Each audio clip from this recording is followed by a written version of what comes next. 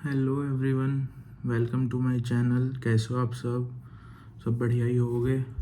अभी कुछ दिन पहले मैंने आपको बताया था एक व्लॉग में कि एक बहुत इम्पोर्टेंट टॉपिक है जिसके बारे में मैं वीडियो बनाऊंगा। और वो मतलब मैंने सोचा नहीं था ऐसा ये सब कभी वीडियो बनाने की, लेकिन वो जब मैंने देखा ना वो एक रील देखी मैंने, तो उसको देख के ना मेरा दिमाग घूम गया। मेरे को एक साथ गुस्सा आ गया। मैंने सोचा कि ये चीज़ तो ज़रूर बतानी है भाई, ये चीज़ तो बिल्कुल सबको बतानी है। आप रील देखना अभी, ठीक है। कुछ लोग बोलेंगे कि ये गलत है या क्या बोल रहा है, कुछ भी है ना। बहुत से लोगों को नहीं पता सच्चाई क्या है। बस लोगों का क्या है कि आंख बंद करके चीज़ों पर विश्वास करते हैं। तो जो भी लोग मेरे को गलत बोलेंगे, देखो मैं किसी की जो है ना फीलिंग्स को हर्ट करना नहीं चाहता, बट जो सच्चाई है बस वो बता रहा हूँ।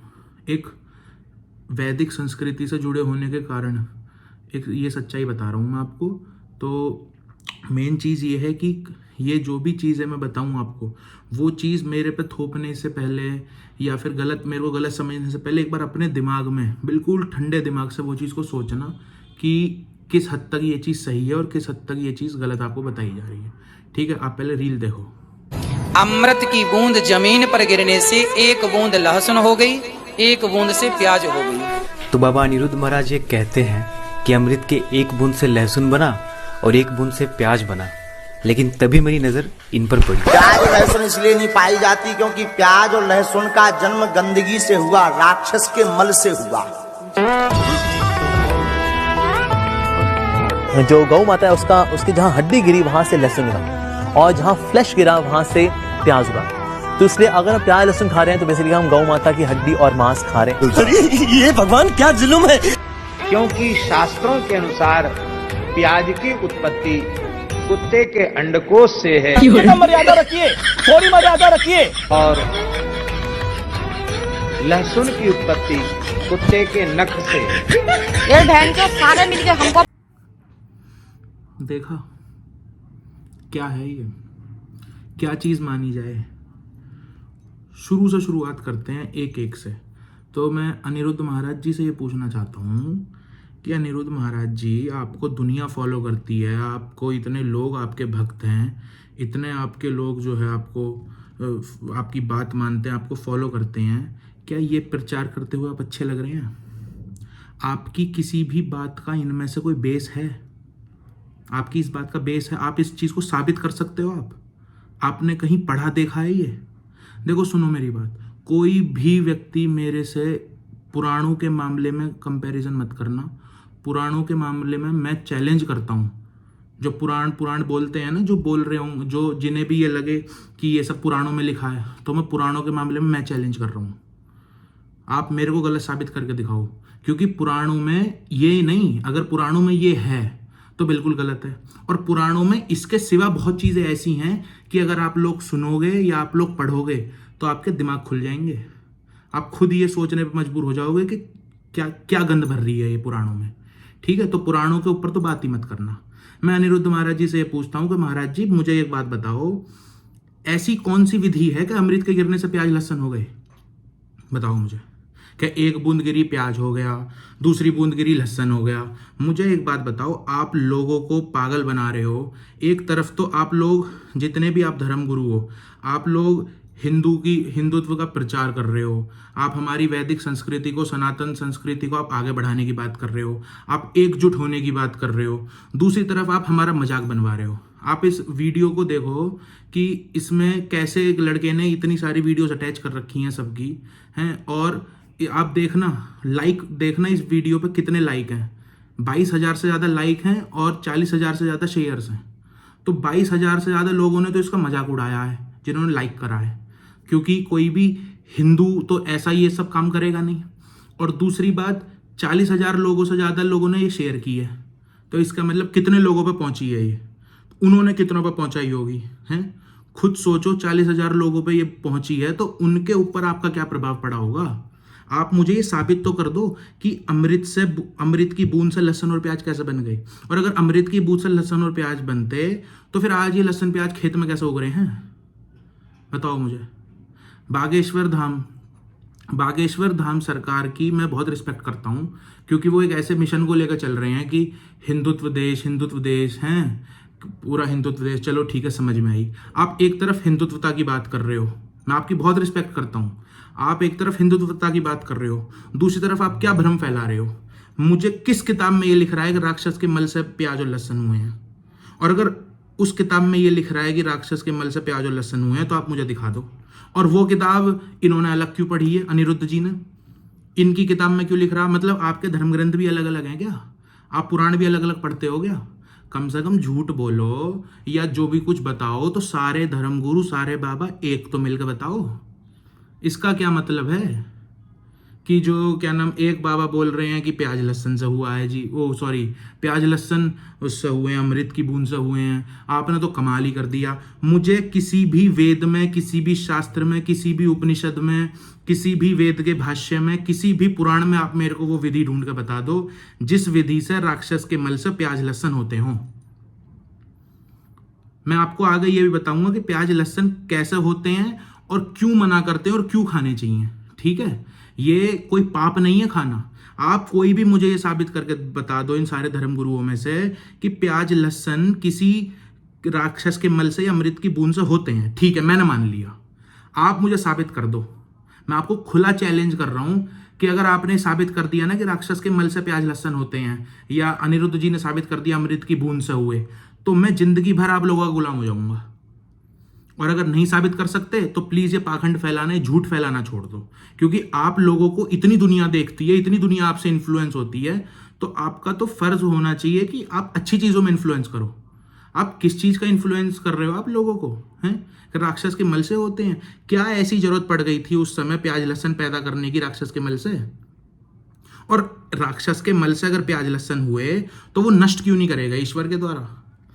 हैं? आप खुद एक बात देखो, इतनी सारी वनस्पति ईश्वर ने ऐसी सुंदर सुंदर प्रकृति में वनस्पति बनाई हैं, ऐसा सुंदर इस पृथ्वी का निर्माण करा है, ऐसा सुंदर इस प्रकृति का निर्माण करा है, हैं? तो ईश्वर क्या पागल है कि उसने प्याज लहसुन भी बनाए? अगर इसमें कुछ ऐसा गलत होता या राक्षस के मल से होते या ये बाद में बने होते तो ईश्वर पागल है क्या? ईश्वर नष्ट नहीं कर सकता था इन चीजों को? या ईश्वर ने ये चीजें बनाई क्यों? उस परमपिता परमेश्वर ने क्यों प्याज लहसुन उगाए धरती में? पहली बात तो कहीं नहीं हुए, कहीं किसी भी विधि से नहीं हुए। ये प्याज लहसुन होते हैं धरती में, जैसे सारी सब्जियां उगती हैं ऐसे प्याज लहसुन उगते हैं। ठीक है, और अब इनकी बात करें अमोघ लीला जी की, इनका कुछ अलग ही चल रहा है। इनका तो मुझे बोलने का ढंग ही समझ में नहीं आता कि बोलना क्या चाहते हैं। और अरे अरे अरे लय में क्या बोल रहे हो तुम? सीधी सीधी बात बोलो। तुम्हारी 2 वीडियोस हैं, एक तो ये देखी आपने, एक ये देखो। साथ ही कंब रामायण के अंदर एक लीला आती है समुद्र मंथन की लीला। अब समुद्र मंथन की जो लीला हुई तो आप सब जानते हैं कि समुद्र मंथन हुआ तो उसमें से कई चीजें निकली, तो उसमें से अमृत भी निकला। अमृत निकला तो भगवान विष्णु जो कि मोहिनी मूर्ति के रूप में वहां पर उपस्थित थे, उन्होंने देवी देवताओं को अमृत पिलाना शुरू किया। अब जब वो अमृत पिला रहे थे तो राहु ने देखा, अरे ये तो मोहिनी मूर्ति तो विष्णु ही है, तो वो चुपके से जा करके रूप बदल करके घुस के जाके बैठ गया। तो सूर्य और चंद्र ने देख लिया, कहते अरे ये तो राक्षस है, तो राहु केतु। अरे तो बता दिया भगवान को, भगवान आप जिसको पिला रहे हैं ना अमृत, वो असल में वो राक्षस है जो यहाँ के मिला हुआ है, पर अभी उसका अमृत अभी अंदर यहाँ तक गया ही था। भगवान ने तुरंत सुदर्शन चक्र निकाला और उसका गला काट दिया। जब उसका गला कटा तो जहाँ पर हड्डी गिरी वहाँ से लहसुन उगा, और जहाँ मांसपेशियाँ गिरी वहाँ से प्याज उगा। तो इस प्रकार से प्याज और लहसुन की उत्पत्ति जो है वो एक राक्षस से हुई है। लेकिन क्योंकि अमृत के टच में आ करके हुआ ऐसा, इसीलिए कुछ हेल्थ बेनिफिट्स भी मिलते हैं उसके अंदर। देखा, देख लिया, किस बात को सच मानूं, किस बात को सच मानोगे आप? मतलब चलो वो लोग आपस में डिस्ट्रैक्ट हैं, मतलब उन्हें ये है कि एक ने बोला अमृत से हुए हैं, एक ने बोला उससे हुए हैं, क्या बोलते हैं राक्षस के मल से हुए हैं, एक हमारे अलग ही चल रहे हैं कुत्ते के अंडकोश से हुए हैं। बताओ क्या ऐसी जरूरत पड़ गई थी? और अमोघ लीला जी, तुम मुझे ये बताओ, तुम दुनिया भर के इस्कॉन की बात करते हो, तुम्हारे इस्कॉन पे भी एक दिन मैं आऊँगा, तुम्हारे इस्कॉन की भी बहुत चीज़ें मेरे दिमाग में हैं, उस पर भी एक बहुत जल्दी बैठूंगा। और तुम्हें भी मैं चैलेंज करता हूँ, तुम इस चीज़ को प्रूव कर दो, या तो तुम अपना वो छोड़ देना या मैं तुम्हारा गुलाम बन जाऊँगा। ऑन स्क्रीन पर चैलेंज कर रहा हूँ इस बात को मैं। तो तुम मुझे ये बताओ अमोघ लीला जी, तुम्हारी तो दोनों वीडियो में तुम ही घपला कर रहे हो, मतलब एक तरफ तो तुम बोल रहे हो कि गाय की एक हड्डी गिरी तो प्याज हो गया है, गाय का मांस गिरा तो लहसुन हो गया। गौ माता की हड्डियों में मांस में ऐसी कौन सी वनस्पति छुप रही है कि जिसके गिरने से प्याज लहसुन पैदा हो गए? ऐसा कौन सा उनके मांस में और उनके हड्डी में खाद्य पदार्थ है कि गौ माता के खाद्य उससे खाद बनकर लहसुन प्याज हो गए? कौन सा बीज है उनके, मतलब उनके घुटनों में और उनकी हड्डी में उनके मांस में प्याज और लहसुन का बीज मिल रहा है? ये दुनिया में जो ये दुकानों पे प्याज लहसुन के बीज बटते हैं, ये गौ माता की हड्डी और मांस से बन के बट रहे हैं। ये क्या झूठ फैला रहे हो तुम्हें शर्म नहीं आती ये सब चीज बोलते हो? एक तरफ तुम अपने आप को भगवान का भक्त बताते हो, तुम भगवान का प्रचारक बताते हो, तुम हरे कृष्ण हरे राम की बात करते हो, और तुम एक तरफ ये झूठ फैला रहे हो। और चलो तुम अपनी उस बात पर टिके रहते, तुमने दूसरी तरफ दूसरे पार्ट में तुमने अपनी बात चेंज कर दी। मतलब तुम्हारे प्याज और लहसुन की वैरायटी भी अलग अलग है क्या? कि एक तो जी उससे हुए हैं, गौ माता से हुए हैं, एक राक्षस के अमृत से हुए हैं। कहाँ लिख रहा है ये बात? और वही बात दोबारा बोल रहा हूँ, अगर पुराणों में लिख रही हो तो पुराणों को तो भूल जाओ। अगर पुराणों पर मेरे साथ बैठ गए तो पुराणों पर तो मैं तुम्हें इतनी चीज गिनवा दूंगा कि तुम फिर देख लेना, फिर तुम्हें वो चीज भी माननी पड़ेगी कि हाँ कि ये भी हुआ है। फिर ये मत बोलना कि नहीं ये नहीं हुआ। कैसी बात कर रहे हो यार, हैं? कुछ तो दिमाग में सेंस होना चाहिए बातों का कि तुम बोल क्या रहे हो, हैं? तुम्हारे बोलने का प्रभाव क्या पड़ेगा लोगों पे। एक तरफ तुम बोल रहे हो, तुम अपनी वीडियो में ही पलट गए, और अब ये लास्ट वाले, इनका तो मुझे नाम भी नहीं पता, ठीक है? ये तो मैंने शकल ही इनकी इसमें पहली बार देखी थी। आप मुझे एक बात बताओ, आपने बहुत जल्दी बोल दिया शास्त्रों में लिखा है। कौन से शास्त्रों में लिखा है? मुझे भी पढ़वा दो वो शास्त्र प्लीज। और अगर उन शास्त्रों में अगर आपके शास्त्रों में लिखा है तो फिर ये जो पहले इतने सारे लोग ये जो बोल रहे थे, इनके शास्त्र कौन से हैं जी? आप लोगों के शास्त्र भी अलग हैं, आपकी गीता भी सारों की अलग है। आप अलग अलग प्रकार की गीता पढ़ते हो, आप अलग अलग प्रकार के पुराण पढ़ के आए हो, हैं? अगर पुराणों में ये बात लिखी है, पहली बात तो पुराण एक ऐसा मतलब ये समझ लो कि इस धरती पे, इस समाज में किसी ने हमारे ईश्वर का मजाक बनाने का अगर काम किया है, हमारे महापुरुषों का मजाक बनाने का काम किया है, तो वो सिर्फ पुराण है। कोई वस्तु, कोई पुस्तक जिसने हमारे महापुरुषों का मजाक बनाने का काम करा है ना, तो वो सिर्फ पुराण है। और ये इस चीज में चैलेंज कर सकता हूं, ठीक है? और अभी बताऊंगा अभी मैं कुछ चीजें। आप मुझे एक बात बताओ, आपने सीधा बोल दिया किस शास्त्र में ऐसी गंदी बात लिखी होगी कि कुत्ते के अंडकोश से प्याज का वो हुआ। और मुझे एक बात बताओ, ऐसी क्या जरूरत पड़ गई थी कि प्याज लहसुन के बिना दुनिया ना चल रही थी, जो कुत्ते के अंडकोश से हमें प्याज बनाने पड़े, या कुत्ते को अपना बलिदान देना पड़ा? और बाकी कुत्ते अब क्या कर रहे हैं? चलो जब तो हो गया, आप धरती में क्यों उग रहे हैं? अब कुत्ते के अंडकोश से क्यों नहीं बन रहे प्याज लहसुन? हैं? खुद सोचो कि बोल क्या रहे हो। कितनी बड़ी स्टेज पे बैठ के, कितने हजार लोगों के सामने तुम ये सब बातें बोलते हो। तुम्हें कुछ तो सेंस होना चाहिए, कुछ तो शर्म आनी चाहिए कि तुम बोल क्या रहे हो।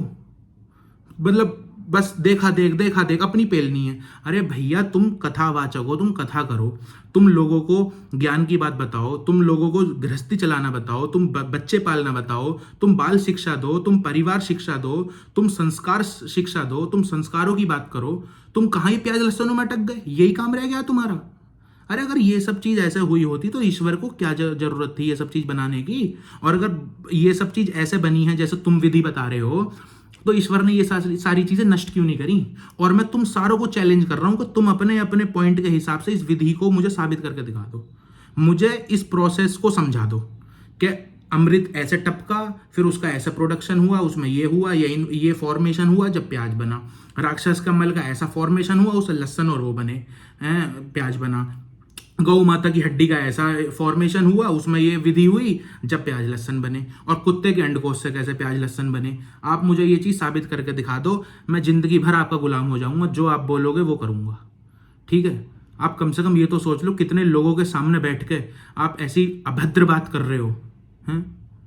किसी को कुछ नहीं पता। एक तरफ आप लोग हमें जुटाने की बात करते हो, दूसरी तरफ आप हमारा मजाक बनवा रहे हो समाज में। अरे कम से कम अगर तुम्हें बोलना था, चलो तुम झूठ भी बोल रहे हो, पता नहीं है तुम्हें, ये तुम्हें भी पता है कि तुमने नहीं पढ़ा, लेकिन वही वाली बात है ना कि अब तुम धर्मगुरु हो तो तुम्हें हर चीज का ज्ञान होना जरूरी है। तुम ये चीज दिखाओगे सबको कि हमें तो हर चीज का ज्ञान है भाई, ठीक है, वो बात मैं मानता हूं कि तुमने, चलो लोगों, तुम इस खेल में बिना पता होने के कूदे, लेकिन साथ तो कूदते सारे।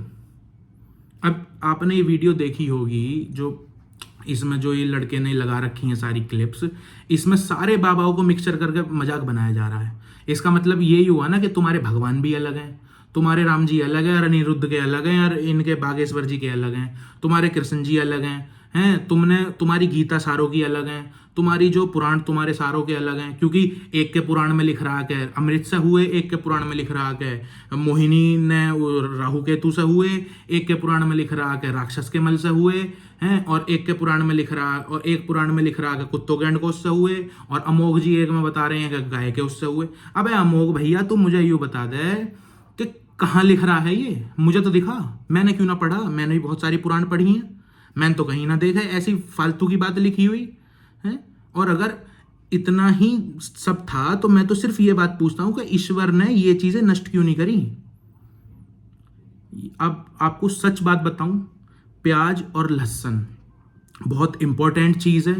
प्याज हमारे कोलेस्ट्रॉल में, हमारे डाइजेशन में बहुत इंपॉर्टेंट रोल निभाता है, और लहसुन जो है वो हमारी क्या नाम स्ट्रेंथ में, हमारी पावर में, लोगों में कमजोरी आ जाती है ना, इसलिए ये चीज़ बहुत इंपॉर्टेंट रोल निभाता है हमारी बॉडी में। प्याज और लहसुन सीधी सादी एक नेचुरल औषधियां हैं बहुत चीज़ों को ठीक करने के लिए, लेकिन इनका खाना इसलिए मना करते हैं, इनका खाना इसलिए कम बताया जाता है, उन लोगों के लिए बैन बताया जाता है जो लोग संन्यास की राह पे चलते हैं, या जो लोग ब्रह्मचर्य अपनाते हैं, या जिन लोगों को अपने अंदर सतोगुण ज़्यादा करना है और रजोगुण और तमोगुण खत्म करना है, ये उन लोगों के लिए बताया गया। अब मुझे एक बात बता दो कि इनके सभा में बैठे हुए जो लोग हैं या जो पूछ रहे हैं कि क्यों नहीं खाना चाहिए, इनकी पूरी सभा में बैठे हुए में से 1% आदमी भी क्या ऐसे होंगे जो सन्यासी बनने वाले होंगे? बताओ। पूरी सभा गृहस्थ है इनकी, पूरी सभा, सारे लोगों की पूरी सभा, जितने भी आदमी बैठे होंगे इनकी सभाओं में, सारे अपने गृहस्थ जीवन चलाने वाले हैं, कोई सन्यासी बनने वाला नहीं है। तो इन लोगों की लाइफ में प्याज और लहसुन का कहां से कोई रोल आ गया? ये तो उस चीज को वैसे खाएंगे ना जैसे सब चीज खा रहे हैं, और खानी चाहिए। अब कुछ लोग बोलते हैं, अभी अमूक जी की एक वीडियो और देखी थी, उसमें बोल रहे थे कि प्याज लहसुन में बदबू आती है और बदबू वाली चीजें ईश्वर को नहीं अपने करीब आने देती। तो किसी ने मूली पर क्यों नहीं बोला? मूली तो प्याज लहसुन जितनी बदबू प्रोड्यूस करते हैं उससे 10 गुना ज्यादा बदबू तो मूली प्रोड्यूस करती है। मूली पर किसी ने क्यों नहीं बोला? मूली भी बोल दो कि किसी के अमृत से हुई है, किसी के मल से हुई है, उसे ही मत खाओ। भैया सब खाओ। जो सन्यासी हैं उनका काम है अपनी इंद्रियों पर कंट्रोल करना, उनको अपनी इंद्रियों को अपने वश में करना होता है, अपने तमोगुण को, अपने रजोगुण को शांत करना होता है। और प्याज और लहसुन इतनी पावरफुल चीज है, इतनी पावरफुल चीज है कि आप अगर अपने प्याज लहसुन का लेप अपने पैरों के तलवे पे लगाओगे ना तो आपके सिर में गर्मी चढ़ जाएगी। इतनी पावरफुल चीज है, सोचो कितनी ताकत होगी उसमें। लेकिन उसका शास्त्रों से क्या मतलब है? वो भी तो एक ऐसा ही वनस्पति है जैसे ईश्वर ने दुनिया भर के और वनस्पति इस धरती पर दी हैं, उनमें से ही तो एक वनस्पति प्याज और लहसुन भी हैं। जैसे दुनिया भर की सब्जियां ईश्वर ने हमारे खाने के लिए बनाई हैं, उस परमपिता परमेश्वर ने इतनी सारी चीजों की रचना करी है, उसी हिसाब से उसने प्याज लहसुन की रचना करी है, उसी हिसाब से उसने मूली की रचना करी है, उसी हिसाब से गाजर उगती है, उसी हिसाब से उससे गोभी उगती है, आलू भी उसी धरती में उगता है। आप लोग जो आपने अपनी नई प्रोडक्शन स्टार्ट कर रखी है कि नहीं ऐसे प्रोड्यूस होता है वैसे प्रोड्यूस होता है, तो भैया इस भ्रम को फैलाना बंद करो। और दूसरी बात, मंगल मत खाओ, बुध मत खाओ, बृहस्पति मत खाओ, शनिचर मत खाओ। आप मुझे एक बात बताओ कि पूरे हफ्ते प्याज लहसुन खा के और 1 दिन या 2 दिन छोड़ कर आप कौन सा सन्यासी बन जाओगे भाई? आपके जीवन में या आपके शरीर में कौन सा रजोगुण और तमोगुण शांत हो जाएगा? पूरे हफ्ते में अगर 2 दिन आप प्याज लहसुन नहीं खाओगे और 4 दिन खाओगे तो कौन सा रजोगुण तमोगुण शांत हो जाएगा?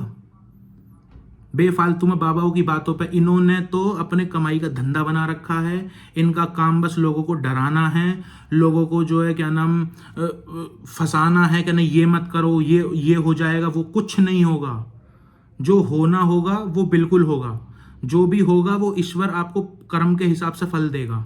ठीक है, प्याज लहसुन खाने से आपके कोई कर्म नहीं बिगड़ रहे, प्याज लहसुन खाने से आप कोई पापी नहीं बन रहे हो। मुझे एक बात बताओ, दुनिया भर में इंसान घूमता है, दुनिया भर की चोरी चकारी, किसी से बैर, किसी से लड़ाई, किसी को अपशब्द बोलना, कहीं क्या नाम दारू पीना, कहीं नॉनवेज खाना, ये सारे कर्म तो पाप के भागी नहीं बना रहे आपको। लेकिन एक नॉर्मल धरती में उगे प्याज लहसुन, वो दो वनस्पति आपको खाने से आप पाप के भागी बन जाओगे। पूरे साल आप प्याज लहसुन खाओगे, लेकिन अगर नवरात्रों के 8 दिन में आपने प्याज लहसुन नहीं खाए तो आप जो है भगवान नहीं आएंगे, माता रानी नहीं आएंगी हैं, या कुछ दिन आप प्याज लहसुन नहीं छोड़ोगे, कुछ मेन दिन, तो आप जो पाप के भागी बन जाओगे। अरे जिस ईश्वर ने प्याज लहसुन बनाए हैं उस ईश्वर को प्याज लहसुन से क्या दिक्कत होगी? अगर उसे ईश्वर को प्याज लहसुन से दिक्कत होती तो वो प्याज लहसुन बनाता क्यों? ये तो सारा फ्रॉड फैला रखा है। और इन पुराणों को पढ़ के, पुराणों ने सिर्फ हमारे जो इष्ट देव हैं या हमारे जो महापुरुष लोग हैं उनको बिगाड़ने का काम करा है, हैं?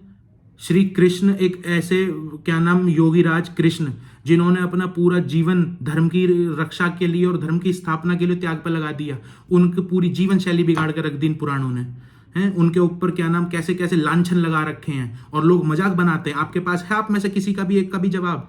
आपने प्याज लहसुन पे बहुत जल्दी सबने वीडियो बना दी। आप में से किसी ने भी आज तक ये बोला कि नहीं हमारे श्री कृष्ण ऐसे नहीं थे, ऐसे थे? हैं? दुनिया मजाक बनाती है कि श्री कृष्ण की 16,000 बीवियां थी, ये थी वो थी। किसने बनाई है ये सब चीज़? ये सब चीज़ आप लोग ही तो फैला रहे हो। आप लोग इसके खिलाफ बोले आज तक? किसी ने किसी भी इंसान का सामना करा? हैं? आप मुझे चैलेंज, मैं आपको चैलेंज कर रहा हूँ, आप मुझे ये चीज़ बता दो कि जो पुराणों में श्री कृष्ण के बारे में लिखा है वो साबित करके दिखा दो, मैं मान जाऊँगा। कहीं कुछ नहीं लिखा, सब झूठ है। एक ऐसा योगीराज व्यक्ति जिसने अपना पूरा जीवन योग साधना में निकाला, जिसने समाज कल्याण के लिए कितने कितने बड़े कार्य करे हैं, उचित कितने क्या नाम कितने लोगों, कितने राक्षसों का, कितने दुराचारियों का संहार करा हैं, कितने लोगों में धर्म की स्थापना करी, कितने क्या नाम महाभारत में कितने लोगों का कल्याण करा। आप उस श्री कृष्ण को छलिया बताते हो, आप चोर बताते हो उसको, हैं? आप मतलब आप अपने भगवान को, आप अपने क्या नाम जिसको आप मानते हो, आप अपने ऐसे उसको क्या नाम क्या बोलते हैं महापुरुष को आपने मजाक बनवा रखा है दुनिया के सामने। दुनिया हंसती है हमारे ऊपर कि तुम्हारे श्री कृष्ण तो ऐसे हैं, तुम्हारे तो ऐसे हैं। और आपने क्या नाम दे रखा है उन चीज़ों को कि ये तो भगवान की लीला थी। मतलब भगवान करे तो लीला, और उन्हीं चीज़ों को, उन्हीं लीलाओं को हम करें तो कैरेक्टर ढीला है। आपने तो भगवान का कैरेक्टर गिरा के रख दिया भाई, हैं? कि श्री कृष्ण जो है कपड़े चुरा के उस पर पेड़ पर चढ़ गए, नहाती हुई लड़कियों के कपड़े चुरा के पेड़ पर चढ़ गए। श्री कृष्ण को यही काम थे। उन्हें इन सब चीज़ों की फुर्सत कब मिली? उन्होंने तो जब से जन्म लिया और जब तक उनका इस धरती पे क्या नाम उनका शरीर प्रेजेंट था, जब तक वो इस धरती पे प्रेजेंट थे, जब तक उन्होंने धर्म के लिए काम करा, उन्हें इन सब फालतू चीज़ों की जरूरत क्या पड़ गई? लोगों ने गाने बना रखे हैं, रात श्याम सपने में आए, दैया पी गए सरर, मेरी चुनरी उड़ गई फरर, हैं? मटकी कर गई परर चरर। ये क्या चीज़ें हैं बताओ? ये हैं ऐसे ऐसे अभद्र गाने बना रखे हैं श्री कृष्ण के ऊपर। आप मुझे एक बात बताओ, मैं आपको खुला चैलेंज कर रहा हूँ कि जो श्री कृष्ण की जीवनी, जो जीवन शैली आप लोग बताते हो, वो जीवन शैली अगर मैं अपने अंदर उतारूँ तो एक इंसान भी ऐसा नहीं होगा जो मुझे गलत नहीं बताएगा। और श्री कृष्ण की आप वो लीला बताते हो, हैं? एक व्यक्ति भी ऐसा नहीं होगा कि अगर मैं किसी के घर में उड़ गए, घर में घुस कर किसी की चुनरी उड़ा दूं तो मेरे ऊपर गाने बनेंगे कि चुनरी उड़ गई सरर, मैं जेल में चला जाऊंगा। और श्री कृष्ण को आपने ऐसा मजाक का पात्र बना रखा है। श्री कृष्ण ने जीवन में यही करा था कि चुनरी उड़ा दी, फरर, दैया पी के सरर, हैं? मनिहारी का भेष बनाया, श्याम चूड़ी बेचने आया।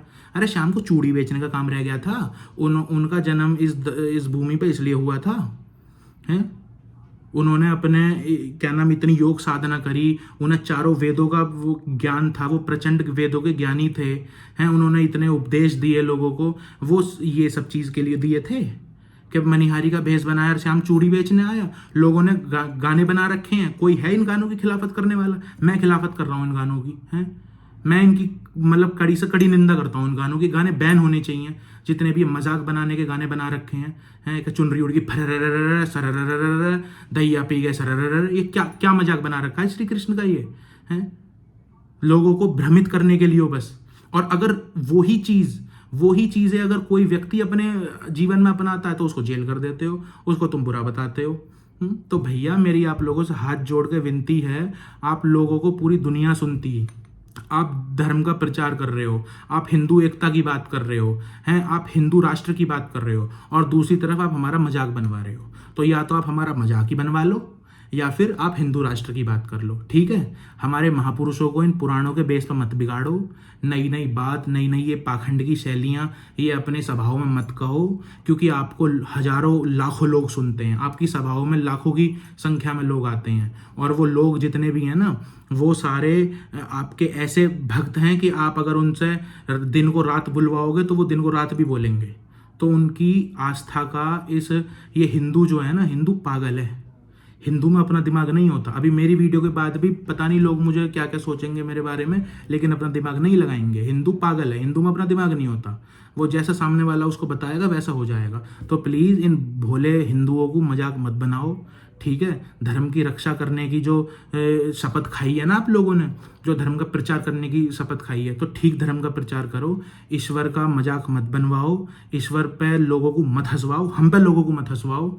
और ये श्री कृष्ण का और श्री राम का सबके जीवन चरित्र बिगाड़ कर रख रखे हैं ना जिन पुराणों ने, इनका प्रचार मत करो। श्री कृष्ण एक योगीराज कृष्ण थे, ना वो माखन चोर थे, ना उन्होंने किसी की दहिया पी, ना उन्होंने किसी की जो चुनरी उड़ाई, ना उन्होंने किसी के कपड़े चुराए। और ये चीज़ मैं साबित कर सकता हूँ, और आप ये चीज़ साबित करके दिखा दो। और अगर यही सब किया तो वो पूजने लायक कैसे हो गए, वो पूजनीय कैसा हो गए। और अगर वो पूजनीय है, जो व्यक्ति पूजनीय है, जिसे उसके युग में पूरी पृथ्वी पूजती हो, वो ऐसे कर्म करेगा हैं? उसके युग के लोग अंधे थे क्या? वो ये सब कर्म कर रहा था और उसको वो पूज रहे थे, उसको वो भगवान मान रहे थे, और हम भगवान मान रहे हैं उसको। तो प्लीज़ ये सब पाखंड फैलाना, ये झूठ फैलाना बंद कर दो, ठीक है। और फ्यूचर में भी कोई ऐसी वीडियो मिलेगी ना, तो मैं उस पर भी जवाब दूंगा। और किसी को अगर मेरे किसी चीज़ से, किसी बात से दिक्कत हो, या कोई चीज़ समझ ना आई हो, या किसी को कोई मुझे चैलेंज करना चाहता हो, तो वो भी एक्सेप्टेड है। आप कमेंट में कुछ भी कमेंट कर देना, आपको रिप्लाई मिल जाएगा। और आप अगर किसी को बात करनी हो, ना समझ में आवे ना, या किसी को मेरे से दिक्कत हो गई हो इन बातों से, तो मैं फ़ोन नंबर भी आपको कमेंट में दे दूंगा। कोई मांगेगा तो मेरे से डायरेक्ट मिल लेना आके, और लाइव शास्त्रार्थ कर लेना कहीं भी, ठीक है। मैं चैलेंज कर रहा हूँ इस बात का। ये जितनी भी चीज़ें मैंने बताई हैं ना, ये आपकी सारी झूठी साबित करके रहूँगा। या तो आप ये झूठ फैलाना छोड़ देना, या मैं आपका गुलाम बन जाऊँगा, ठीक है। वीडियो ठीक लगी हो तो लाइक करना, चैनल को सब्सक्राइब करना, और प्लीज़ ये सब पाखंड मानने बंद करो। अपने दिमाग से सोचो, हैं, अपने दिमाग में भी चीज़ों को सोचो। ये इन्फ्लुएंस होने का मतलब ये नहीं है कि सामने वाला जो बताए उसको मान लो। इन्फ्लुएंसर को भी हमेशा दिमाग में रीड करना चाहिए कि वो जो बात बोल रहा है कि वो कितनी सच है, कितनी झूठ है, क्या ऐसा हो सकता है, क्या नहीं हो सकता। ईश्वर ने इस पूरी सृष्टि के निर्माण में, या जो भी ईश्वर ने इस सृष्टि पे किया है, उस हर चीज़ की विधि बताई है, उस हर चीज़ की विधि लिखी हुई है वेदों में, उपनिषदों में, ठीक है। तो ऐसी बेसलेस बातें जिनका कोई प्रोसेस ही नहीं है, उन्हें मानना बंद करो। इनकी पूजा आराधना बंद करो, ठीक है। ये जो लोग कुछ भी बोलते हैं ना, इनकी हर वो चीज़ मानना बंद करो। आप खुद अपने दिमाग में सोचो। ईश्वर ने हमको दिमाग दिया है, प्रभु ने हमें सोचने समझने की शक्ति दी है। आप उस शक्ति का यूज़ करो और उसे सोचो, समझो कि ये जो बोलते हैं वो कितना सही है। जो ठीक है सिर्फ वो मानना चाहिए। आप कथा सुनने जाते हो, आप कथाओं को मानो, ठीक है। आप उनकी जीवन शैली से अच्छी चीज़ें सीखो। ये मत सीखो कि श्री कृष्ण माखन चोर थे, हम भी कल को जाकर कहीं चोरी करेंगे, ठीक है। आप जो है उनकी जीवन शैली से ये सीखो कि उन्होंने कैसे धर्म की स्थापना करी, कितने लोगों को उन्होंने भला करा है। मर्यादा पुरुषोत्तम राम को पूजने के साथ साथ उनकी जो जीवन शैली है ना, वो अपने अंदर उतारने की कोशिश करो। इनके पीछे मत भगो। इनका क्या, ये तो बस इन्हें फेम चाहिए, और फेम इन लोगों को मिल चुकी है, ठीक है। कोई दिक्कत हो भैया कमेंट कर देना, यहीं बैठा हूँ और भागने वालों में से नहीं हूँ। हर बात का, हर क्वेश्चन का जवाब दूंगा, ठीक है। Thank you so much, love you all.